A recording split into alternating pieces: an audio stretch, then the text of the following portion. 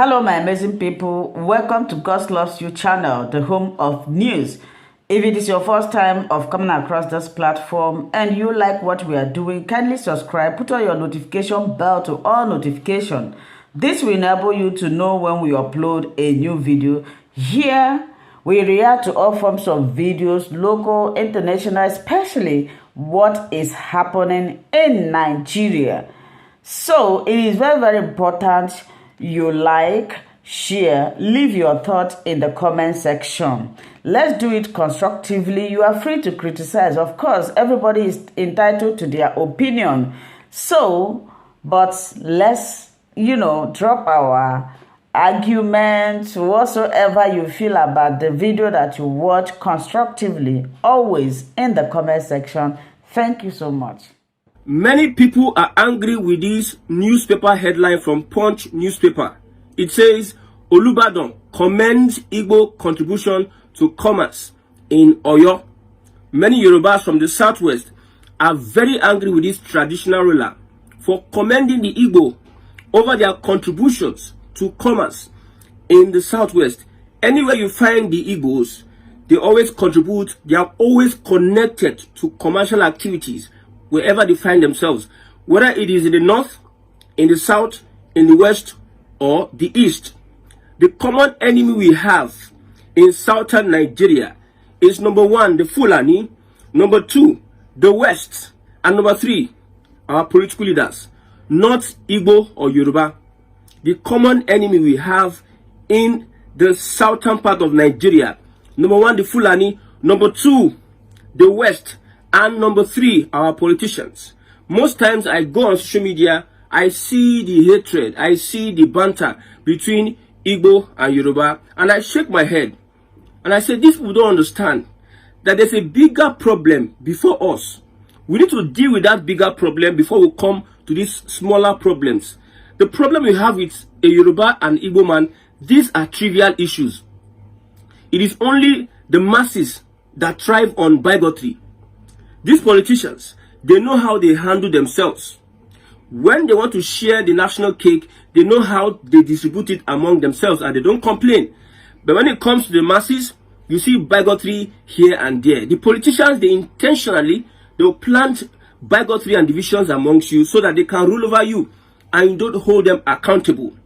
If you go on social media now, some people just take it as a duty to spite another tribe. While the economy is going down, while people are suffering, MTN has increased its fees, DSTV has increased its fees, many people are out of job, many people cannot feed, things are becoming worse and worse by the day, the government is giving propaganda, but some people, their focus is hating on a particular tribe. If you're a Christian, you understand that we are all one in the sight of God. Look at the Tower of Babel. Everybody came together to build that tower. But what did God do? God said that these people have one voice, one language. And that one language, he had to split, cause division amongst them. They were now speaking in different language, so they could not build that tower. I have said it. I have looked at this critically and holistically. I have said that Nigeria cannot get better because of these tribal divisions amongst ourselves. And Olubadan is commending the Igbo community for their contribution to commerce in a certain state, and people are taking it from different angles. These people, they understand the contributions of the Igbo. They understand the positives, the positive side of the Igbo. They understand the negative side of the Igbo. We all are not perfect. Whether you're Hausa, whether you're Igbo, whether you're Yoruba. If we want to live together, we must live and understand that we are imperfect. We are not perfect. Even in America, a husband and wife in a family, the pastor and imam with his congregants, they know that there are positives and negatives to anything you find yourself in life. But we see our young people, when you see people spreading this bigotry online, they are very, very young. I believe the politicians are activating some of these people to spray hate, especially a P2B, because of political reasons, political ambitions. Politicians will go to any length to sponsor hate, division, and bigotry amongst the people. While those political leaders you see there, those political leaders, they don't care. They are not interested in whatever you are saying. They are playing by the rules. In a local government that I am from, despite all the bigotry that's been played, they gave an Igbo man contracts because these politicians understand that you need a certain set of people, their skills, their ability, even though they might not be good in your eyes. Nobody is totally useless in any ramification. Nobody is ever useless. But some people, they don't understand that the common enemy we have, our political leaders, whether it is Igbo, whether it is Hausa, whether it is Yoruba, whether it is wherever they come from, our political leaders are the problem we have in Nigeria today. But they leave that and they focus on trivial issues. They are good Igbos, they are good Yorubas, they are good Fulanis. So anybody you see spraying hate from southern Nigeria, they are politically motivated. Since Tinubu became president, we have seen such ethnic hatred. Ethnic divisions have increased between the Igbo and the Yoruba. I have said it. Igbos are not coming to take over anybody's land. From the one that I know, I'm an Igbo person. Wherever an Igbo person goes, he wants to be prominent. He wants to succeed. He wants to inspire others. He wants to be ahead. He's not taking over anybody's land. You will never hear in history, in the history of this country, that the Igbos went to a place, took over, and they started sending people out of... No. You see, when you go to a place, they follow the laws of the land. They do their businesses. Maybe because of the way they approach life, maybe because of their presence, their daunting. That is why some people see them as a threat. My brother, those are trivial issues. In Lagos State, they say Lagos is no man's land. I'm an Igbo person. I will confirm to you that Lagos belongs to the Yorubas. All those people that are saying Lagos is no man's land, they are just people that they don't have any relevance. People that have substance in Lagos will never tell you, Igbos that have substance in Lagos will never tell you that Lagos is no man's land. Igbos that have buildings and investments in Lagos would want to abide by the rules. Look at all the elections. The Igbos will always line behind one Yoruba politician. You never see Igbo at Ladipo, Igbo at trade fair, their association, or the Ohanese in Lagos, not aligning with the Yoruba who are aspiring for governor, whatever. An Igbo man cannot become an Oba in Lagos. So it is Yorubas that have Lagos. When you see all these trivial statements, all these ones are banter. There's no real issue attached to it. But because of political ambition of some people, they bring in tribal hatred and it's getting out of hand. One way I will always support the Yoruba Ronu is that they don't know that they are pushing their luck too far. When this thing lives online and goes offline, because I hear and listen, I read some things. Some people are saying that they are Yorubas, they have businesses, they have houses, their father has houses in Lagos, and they want to start bigotry because of the things they see online. They want to start bigotry, and maybe if they have Igbo people that are working for them, they will send the Igbo people away in their houses, they will send them away. He gives them till May. My brother, you are living in a politician's world. The politicians there, they understand themselves. You cannot evict a politician. As a politician that is Yoruba, a Yoruba politician will not want to evict his fellow Igbo politician because they are in the same level. This is a class society, I've told you. Even though there's Oduduwa today, there's Biafra today, or there's Arewa today, or what have you, the Middle Belt, we will still have this problem of a class society. It is the big men versus the poor men. I'm telling you, Buhari says not too young to rule. Abi, he says not too young to rule. The same big men are now preparing their children. They don't care about you. You that you are spraying hate because Olubadon is saying that Igbo contributed. He's not saying the truth. If you have had encounter with Igbo people, one positive thing about them is that they get to work. They are hardworking people. They do it. With the drug and whatever they're being accused of, they are not idle people. They want to get down to start doing something. When the opportunities are limited, when the jobs are limited, When the vacancies are limited, that's why you see some of them get into this drug peddling and criminal activities. When you go abroad now, it's easier to succeed when they get it. So look at the positive side. When they go to any state, they put their hands to work. They are willing to do anything. Look at me here. I know what I did to send myself to school. I know what I did as an Igbo person. I know how to carry block. I have to work in university, different factory. I worked in a pure water. I did a lot of things to be able to send myself to school. These guys are hardworking. And when you see them everywhere, they contribute to the population. I told you that population is an advantage to any place. Look at Ibadan. Look at how the Igbos have made that place a city. As much as there's no place on earth that only the indigenes can make that place a cosmopolitan city. The reason I'm doing this is for us to understand the common enemy we have. There's a Fulani agenda in the southwest, and we are all chasing cockroaches. There's a snake in the house, we are chasing cockroaches. The West doesn't want Nigeria to be at peace for at least 20 years so that they can become like the Dubai of Africa.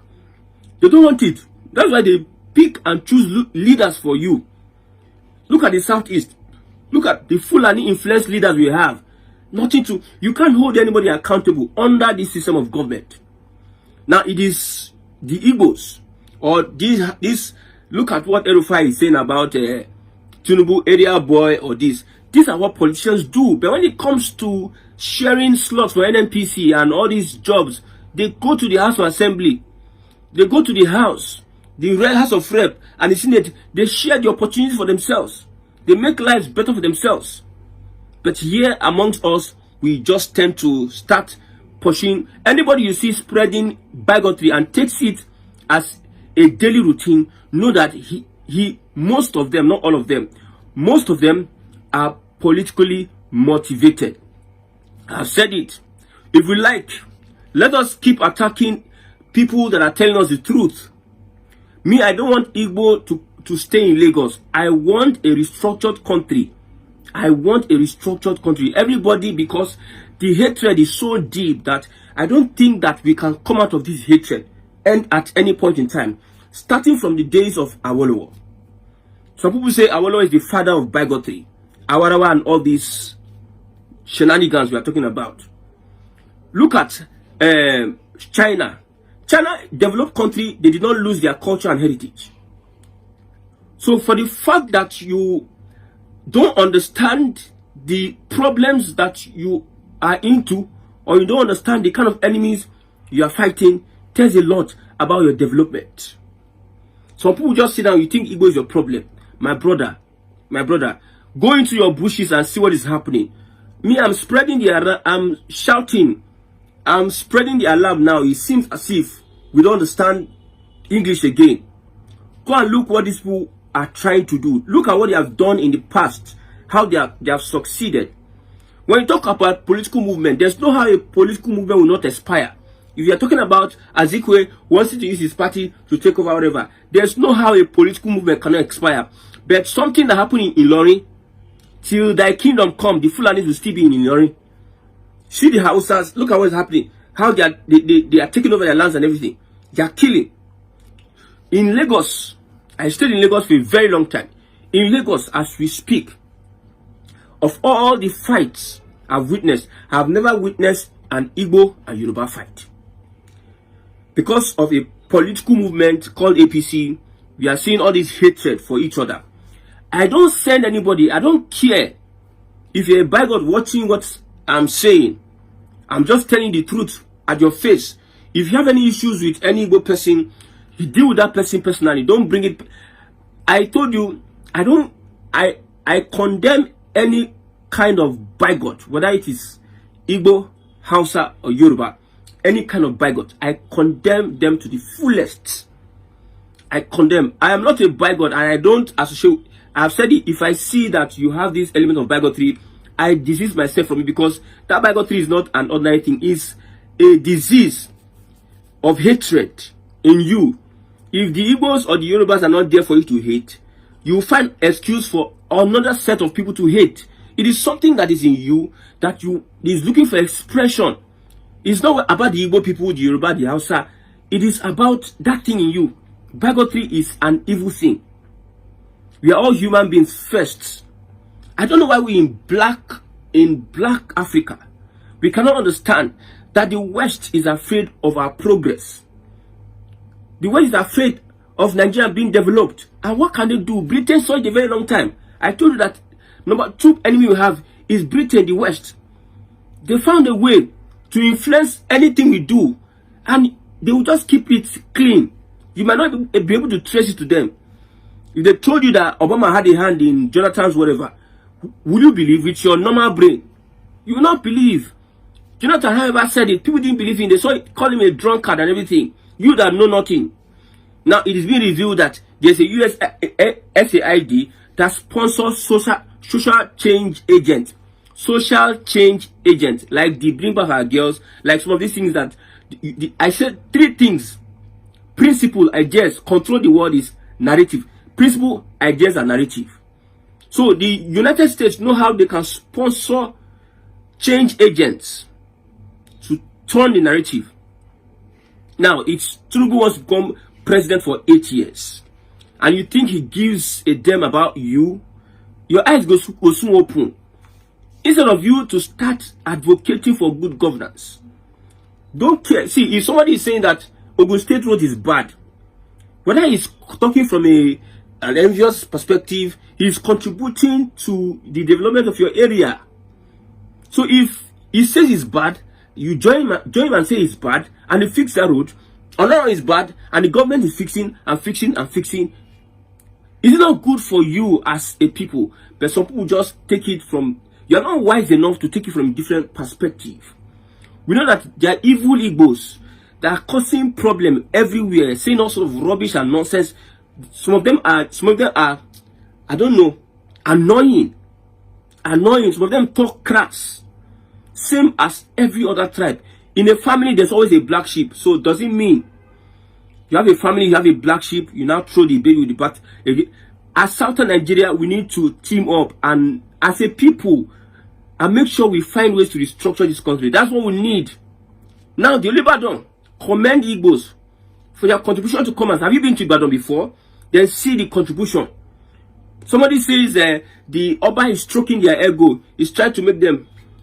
These guys, see, I've said it. The older generation, they are trying to pass this hatred to the younger generation. And it's unfortunate. It's unfortunate. The older generation, they have not achieved anything, as far as I'm concerned. I told you before that I will be launching his book. Look at all the people there seated. They could not fix one. They could not fix anything. There's nothing with all the years, all the monies, all the whatever, the drama and everything, all the whatever, all the baby grammar that I've been speaking, they could not fix anything. Our health sector, they could not fix. Our infrastructure, they could not fix. Electricity, they could not fix. Ordinary water, they could not fix. They could not give Nigerians portable drinking water. Basic amenities, they could not provide. And they come here and they say, this one is Yoruba, this one is Igbo. Have you not experienced and encountered Yorubas that helped Igbos and Igbos that helped Yorubas? You meet some Igbos, you'll be surprised. Is this really an Igbo person? Of course, it's an Igbo person. You meet some Yoruba person, you'll be surprised. Is this a Yoruba person? Of course, it's a Yoruba person. You meet different people from these tribes, and you wonder, because of the perception, is a narrative thing. The politicians are your enemies. They are the ones changing narrative. Now they are stealing money. Somebody did a road. The roads, these are our roads, infrastructure. They should have done it like 40 years ago. 40 years. Roads, they should have done it. Nigeria should have been developed 40 years ago.